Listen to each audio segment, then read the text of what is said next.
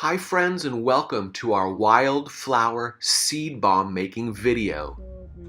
At 85 years young, farmer Jack McAndrew is not only a wise and modest teacher of agricultural therapy, he's also considered by many one of the finest biodynamic compost makers. He's given this lesson to countless school children, so we're lucky to have this one-on-one opportunity. We like the idea of selecting native wildflower seeds, but make sure you're not using something that might become invasive. Being mindful of the potential each seed possesses, we're careful to include every single one from the bottom of the packages. We thoroughly mix the seeds by pouring them back and forth between two pails. The stainless steel one has special sentimental value to Jack. It belonged to his mentor, Harris Porter, who used it for decades to milk goats.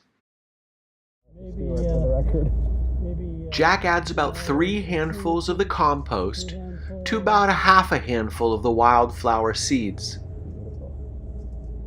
Then we thoroughly mix the two together. Jack adds a little bit of water at a time, carefully shooting for the right moisture level. And what level is that, you wonder? The consistency of a wrung-out sponge, right? I was going to speculate exactly that.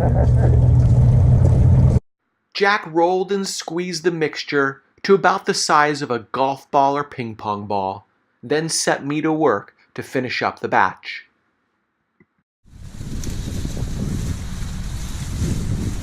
Chadwick used to take us through the field to make us tell him what all the weeds' names were. In the Zen farming book One Straw Revolution, Masanobu Fukuoka spread his vegetable seed bombs amongst the mandarin trees in his orchard and called it do-nothing farming. The compost protects seeds from being eaten by critters like birds, and then nourishes them when the rains finally come. We hope you've enjoyed this little video, and we wish you happy farming and gardening.